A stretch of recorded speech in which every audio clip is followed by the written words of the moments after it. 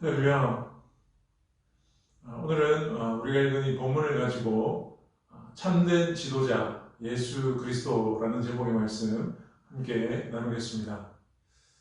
1913년 8월 3일 스탠 판슨이라는 사람이 이끄는 캐나다 탐험대는 얼어붙은 북극 지방을 최초로 육로로 횡단하겠다는 목표를 세우고 출발합니다.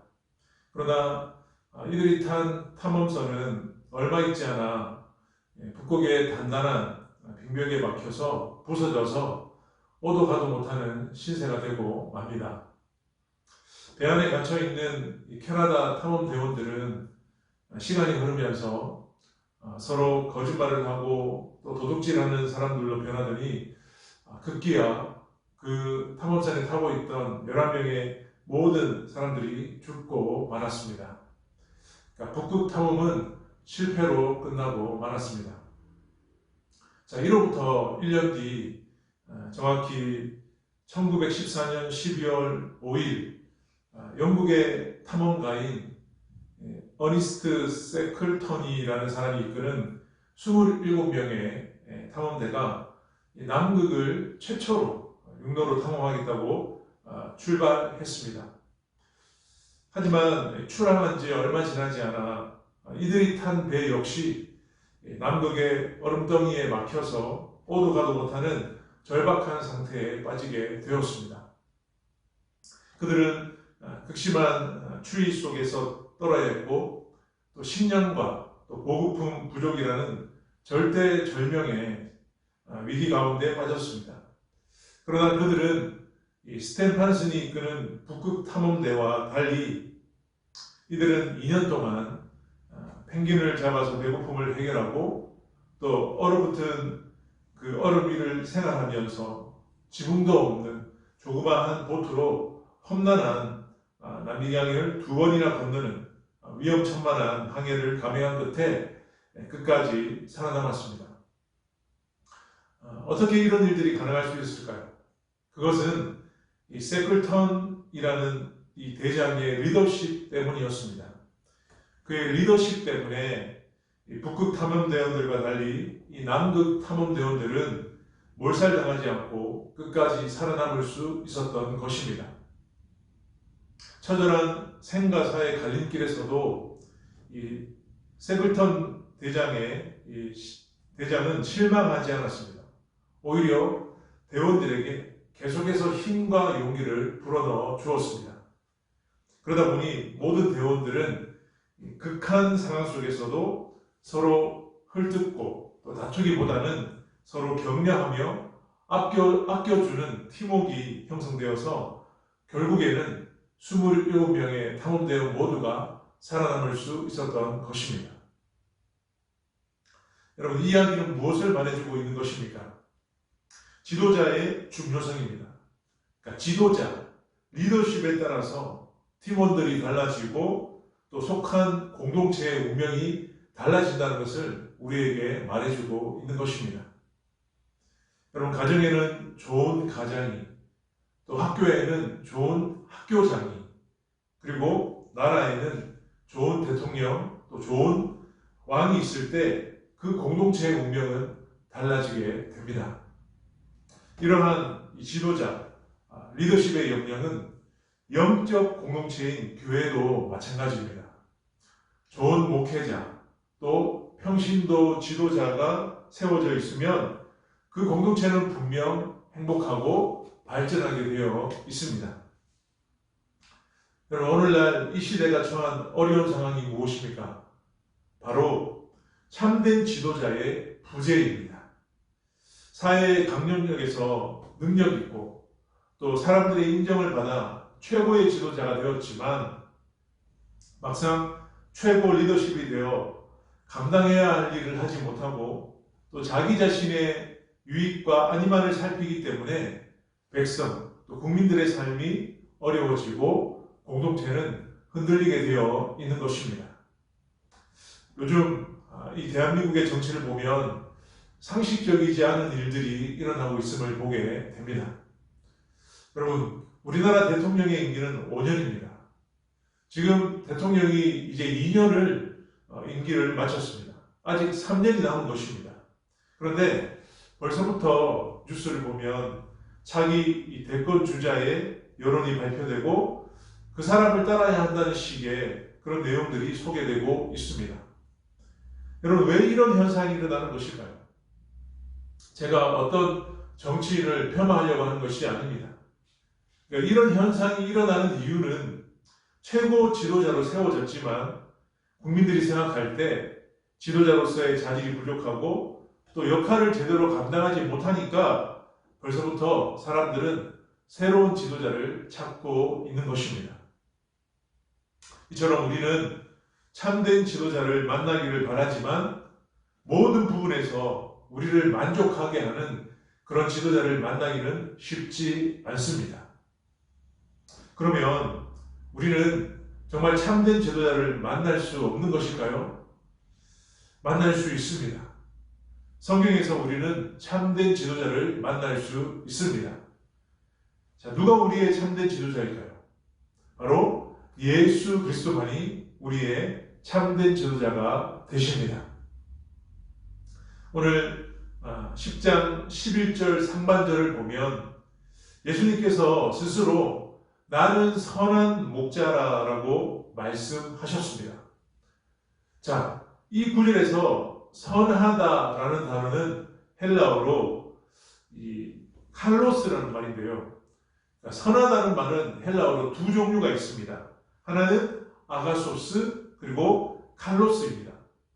자, 아가소스라는 말은 그저 법적의 의무와 책임을 완수하는 사람, 그리고 도덕적으로 흠이 없는 사람, 그리고 윤리적으로 깨끗한 사람을 가리킬 때 아가소스라는 말을 사용합니다. 그런데 칼로스라는 말은 본성적으로 선함을 나타낼 때 쓰는 단어입니다. 어떤 의무와 책임을 완수했다는 의미에서 선한 사람이 아니라 본질적으로 착한 성품을 가지고 있는 사람을 말할 때 우리는 칼로스라는 단어를 사용합니다. 자, 그런데 여러분, 이 칼로스라는 단어를 붙일 수 있는 사람은 이 땅에 아무도 없습니다. 죄인인 인간이 스스로 나는 칼로스하다라고 말할 수 없습니다. 그러나 예수님께서는 본래부터 선하다는 의미의 이 칼로스를 사용하여 나는 선한 목자라고 오늘 본문에서 말씀하고 있는 것입니다. 여러분, 예수님만이 선하신 분이십니다. 이 땅에 있는 어느 누구도 선하지 않지만 주님만이 선하신 분이심을 우리는 확신해야 합니다. 본래부터 선하신 예수님이 우리의 참된 지도자가 되십니다. 자, 그렇다면 이 선한 목자이신 예수님은 어떻게 이 자신의 백성들을 대하실까요? 예수님이 참된 지도자가 되시는 이유는 무엇일까요? 자, 오늘 본문에서 우리에게 세 가지 이유를 말씀하고 있습니다. 자, 참된 지도자이신 예수 그리스도, 그분은 첫 번째로 구원자가 되십니다. 구원자가 되십니다. 자, 선한 목자 되신 예수님께서는 목숨을 걸고 당신의 백성들을 구원해 주십니다. 자, 오늘 본문에 보면 양과 목자에 대한 이야기가 나오는데요. 과거 이 팔레스타인 지역은 사나운 짐승들이나 맹수들이 양들을 공격해서 해치곤 했습니다. 또 강도들이나 도둑들이 나타나서 남의 집 양들을 훔쳐가기도 했습니다. 자, 그때 목자는 이 사나운 짐승들의 공격이나 또 강도들로부터의 양들을 지키기 위해 때로는 목숨을 걸어야만 했습니다.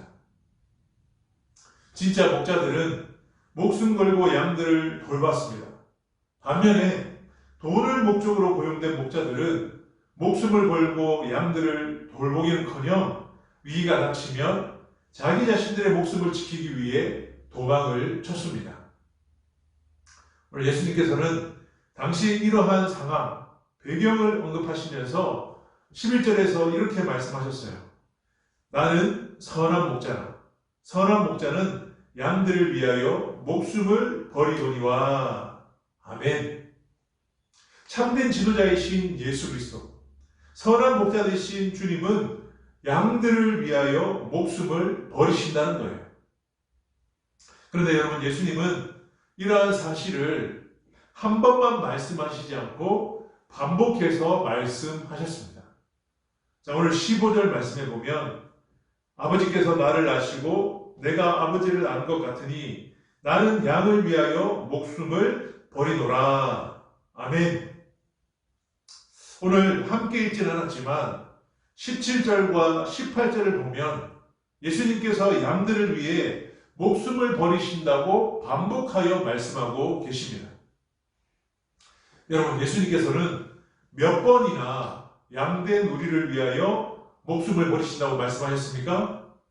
무려 4번이나 반복하여 우리를 위해 기꺼이 목숨을 버린다고 지금 말씀하고 계십니다. 저는 이 말씀을 대하면서 목자라고 해서 다 참된 목자가 아니라 자기 목숨을 걸고 생명을 살리는데 힘쓰는 목자가 참된 목자임을 깨닫게 되었습니다. 그리고 이 말씀들을 묵상하며 저 자신을 돌아보았습니다. 과연 나는 목숨 걸고 양들을 돌보고 양들을 살리는 목자인가? 아니면 직업적으로 먹고 살기 위해 일하는 목자는 아닌가 깊이 묵상해 보았습니다. 그러면서 저는 이렇게 기도했습니다. 하나님, 먹고 살기 위해 뛰는 사꾼 목자가 되지 않기를 원합니다. 삭시 아닌 생명을 위해서 뛰는 목자, 참된 목회자가 되게 하여 주시옵소서. 주님 만나는 그날까지 이 마음 변치 않고 충성하기를 원합니다. 라고 기도하게 되었습니다. 오늘 예수님은 4번이나 반복하여 우리를 위하여 기꺼이 목숨을 버리신다고 말씀하셨습니다. 결국 예수님은 말씀하신 대로 자기의 목숨을 많은 사람들의 대속물로 주셨습니다. 마태복음 20장 28절에 보면 인자가 온 것은 섬김을 받으려 함이 아니라 도리어 섬기려 하고 자기 목숨을 많은 사람의 대속물로 주려 함이니라. 아멘. 그러니까 목숨을 버리시면서까지 우리를 사랑하셨습니다. 여러분, 어떤 사람들은 예수님이 정치적으로 희생됐다고 주장하는데 그렇지 않습니다. 예수님은 우리를 위해 자신을 버리셨습니다. 스스로 버리셨습니다. 대속물이 되어 주셨습니다. 대속물이 되어 주신 예수님으로 인해서 우리는 구원을 얻게 되었습니다. 오늘 10장 9절에 보면 내가 문이니 누구든지 나로 말미암아 들어가면 구원을 받고 또는 들어가며 나오며 꼴을 얻으리라. 아멘. 여러분, 여기서 강조되고 있는 두 단어가 있어요. 하나는 누구든지, 또 하나는 말미암아입니다. 그러니까 누구든지 선한 목자 되신 예수 그리스도, 구원의 문이신 예수님을 믿으면 구원받게 되는 것입니다.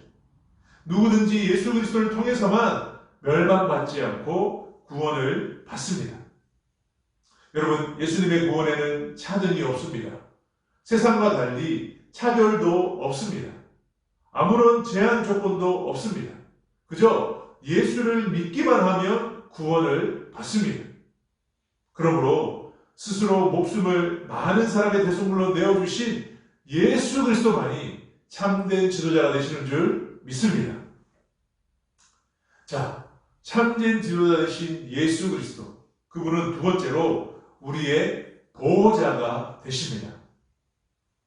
자, 선한 목자 되신 예수님께서는 구원받은 당신의 백성들을 보호해 주십니다.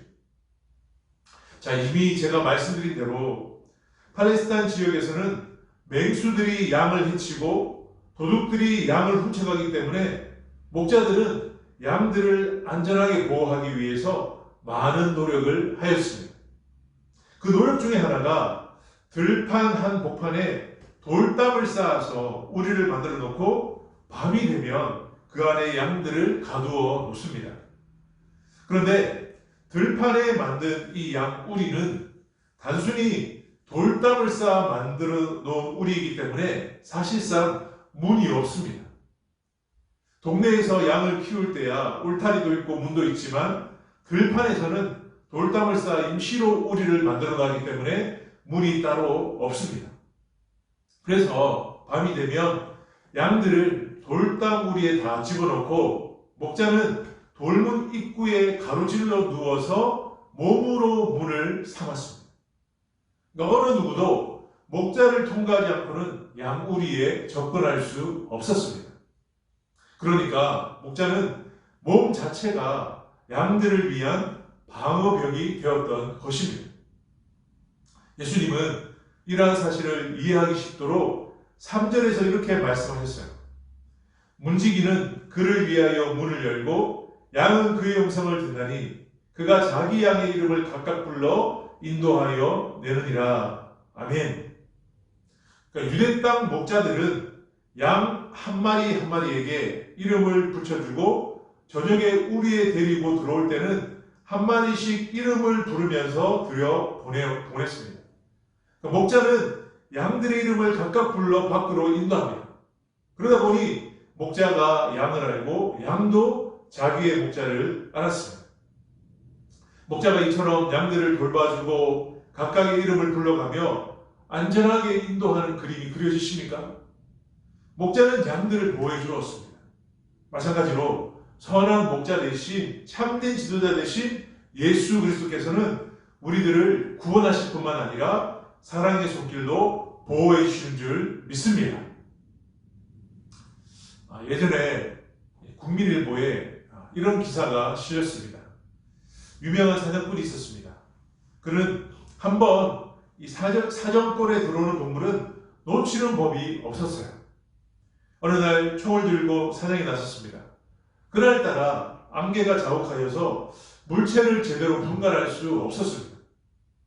그는 계속해서 산으로 올라갔지만 한 마리의 짐승도 잡지 못했습니다. 이제 사냥꾼이 안개를 헤치고 개울가로 왔을 때 한 커다란 물체가 움직이는 것을 보았습니다. 사냥꾼은 직감적으로 그것이 커다란 곰인 것을 알게 되었습니다. 그는 그 곰을 향해 정확하게 정조준하여서 방아쇠를 당겼습니다. 그런데 이상한 일이 벌어졌어요. 분명히 정확하게 조준을 해서 방아쇠를 당겼는데도 동물이 전혀 움직이지 않았습니다. 사냥꾼은 그 곰을 향해 거듭 방아쇠를 당겼습니다. 그래도 그 물체는 쓰러지지 않았습니다. 그래서 사냥꾼은 살금살금 기어서 물체가 있는 곳으로 갔습니다. 그런데 가까이 다가간 사냥꾼은 깜짝 놀라고 말았습니다. 커다란 어미곰은 바위를 든 채 죽어 있었고 그 곰이 들고 있는 바위 밑에는 아기 곰들이 물고기를 잡으며 놀고 있었던 것입니다. 그러니까 어미곰은 아기 곰들을 보호하기 위해 바위를 든 채 죽어 있었던 것입니다. 본능적으로 새끼를 보호한 것이죠. 이처럼 예수님은 우리의 연약한 것을 친히 담당하시고 병을 짊어지신 참된 지도자이십니다. 그래서 이사야 선지자는 이렇게 기록했습니다. 이사야서 2장 11절에 보면 그는 목자같이 양떼를 먹이시며 어린 양을 그 팔로 모아 품에 안으시며 젖먹이는 암컷들을 온순히 인도하시리로다. 아멘. 또 예수님께서는 마태복음 23장에서 친히 이렇게 말씀하셨습니다. 마태복음 23장 37절에 보면 암탉이 그 새끼를 날개 아래로 모음같이 내가 내 자녀를 모으려 하늘이 몇 번이더냐. 그러나 너희가 원하지 아니하였도다. 아멘. 사랑하는 여러분, 선한 목자이신 주님은 오늘도 우리를 두 팔로 품어주시는 분이십니다. 암탉이 새끼를 날개 아래로 모음같이 참된 목자 되신 예수님은 우리를 가슴으로 품어주시고 사랑으로 보호해주시는 분이십니다. 여러분 혹시 두려움과 걱정에 사로잡혀 있는 분이 계십니까? 고민 속에 밤새도록 잠을 이루지 못하는 분이 계십니까?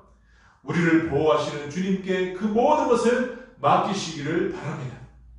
친히 우리의 연약함을 십자가 위에서 담당하신 예수님께 맡기십시오. 선한 목자 되신 주님께서 우리의 그 모든 문제를 받아 주실 것입니다.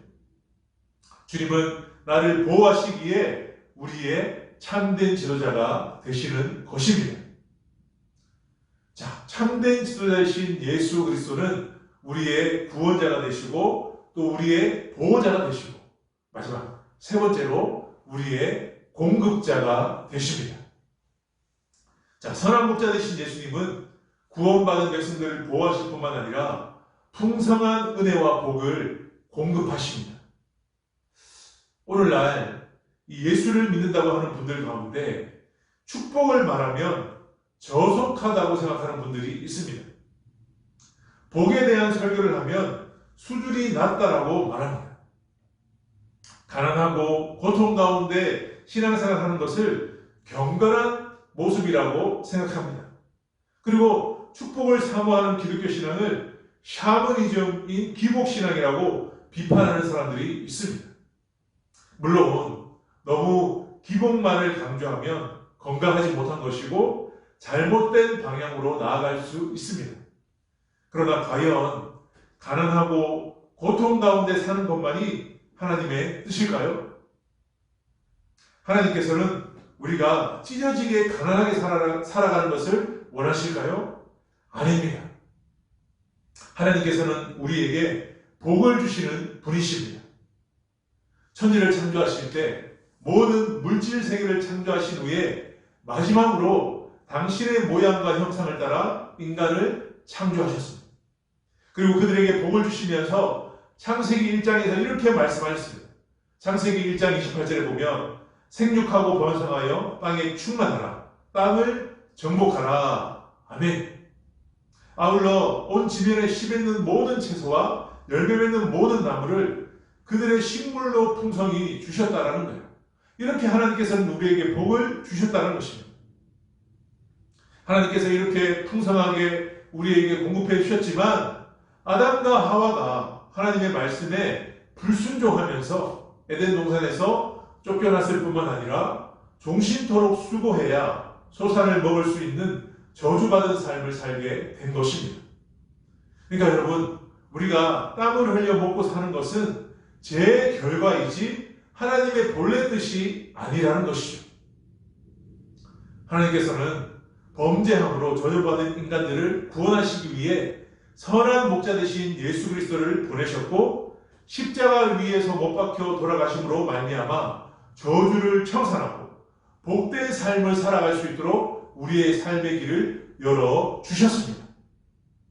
그래서 바울 사도는 고린도후서 8장 9절에서 이렇게 고백했습니다. 우리 주 예수 그리스도의 은혜를 너희가 알거니와 부요하신 이로써 너희를 위하여 가난하게 되심은 그의 가난으로 말미암아 너희를 부요하게 하려 하심이라. 아멘. 그러니까 예수님이 우리를 위해 가난하게 되셨고 결과적으로 저주와 가난 가운데 살 수밖에 없었던 우리를 예수 그리스도로 말미암아 부유한 삶을 살 수 있게 되었다라고 말씀하고 있습니다. 할렐루야. 자, 다시 한번 우리가 10장 9절 말씀을 보면 내가 문이니 누구든지 나로 말미암아 들어가면 구원을 받고 또는 들어가며 나오며 꼴을 얻으리라. 아멘. 그러니까 이스라엘 목자들은 아침이 되면 양들을 위해 문을 열어 넓은 들판에 나가서 풍성한 꼴을 먹도록 하였습니다. 양들은 하루 종일 들판에 다니면서 맛있는 풀을 뜯다가 밤에 우리에 들어오는데 우리에 들어오면 목자가 가져다 놓은 또 맛있는 풀을 먹으면서 배부르게 지낸다 하는 거예요. 그러니까 목자는 항상 양을 배부르게 하기 위해서 노력을 하였습니다. 그러니까 이렇게 공급해 주었다는 것입니다. 그러나 양을 훔치려는 도적은 어떻게 합니까? 양을 위해 맛있는 꼴을 가져다 줍니까? 아닙니다.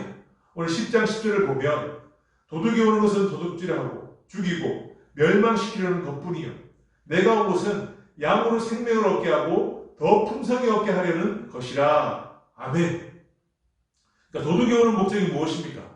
도둑질하고 죽이기 위해서 오는 것입니다. 마찬가지로 악한 마귀, 흑암의 세력은 도둑질하고 죽이고 멸망시키려고 우리에게 다가옵니다. 그러나 선한 목자 되신 예수님은 양인 우리들에게 구원을 주시고 생명을 주셨습니다. 뿐만 아니라 우리가 그 생명을 더욱 풍성히 누릴 수 있도록 만들어 주십니다. 예수님은 우리를 살려놓고 나몰라라 하시는 분이 아니십니다. 예수님은 생명만 건져주시고 그냥 방치하시는 분이 아닙니다. 생명을 얻게 하고 더 풍성히 누리도록 우리에게 공급하시는 분이 바로 예수 그리스도이십니다. 여러분, 좋은 부모는 자녀를 낳기만 하고 끝내는 것이 아니라 건강하게 자랄 수 있도록 양육해 줍니다. 마찬가지로 예수님은 우리를 낳으시고 기르시는 참된 지도자가 되십니다. 그래서 예수님은 우리의 참된 지도자가 되시는 것입니다. 한 부흥 강사 목사님이 어떤 교회의 집회에 앞서서 그 교회로부터 전화를 받게 되었습니다. 교회 사무 직원으로부터 걸려온 전화였는데 그 목사님께 이 설교 제목과 또 설교 본문을 묻기 위해 전화가 온 것이었습니다. 그래서 목사님은 설교 본문은 시편 23편이고 설교 제목은 여호와는 나의 목자시니 라고 이렇게 대답해 주었습니다. 자, 그런데 그 사무 직원이 제목이 이상하게 들렸는지 그 목사님께 그것이 전부입니까? 라고 다시 묻는 것이었습니다. 그러자 목사님은 네, 맞습니다. 그것이 전부입니다. 그런데 또다시 사무 직원이 여호와는 나의 목자시니가 전부입니까? 라고 또 되묻는 것이었습니다. 이 사무직원의 물음에 목사님이 하도 답답해서 여호와가 나의 목자시면 다 되었지 뭐가 더 필요합니까? 라고 크게 소리쳤다고 합니다. 그렇습니다. 하나님이 우리의 삶에, 우리 인생의 목자가 되신다면 무엇이 더 필요하겠습니까? 선한 목자 되신 예수님은 구원을 주시며 구원받은 백성들을 보호하시며 필요한 것을 풍성하게 공급하시는 주님이십니다. 그러므로 날마다 선한 목자 되신 예수 그리스도, 참된 지도자 되신 주님을 믿고 의지하여 살아가는 저와 여러분 될 수 있기를 주님의 이름으로 축복합니다. 우리 함께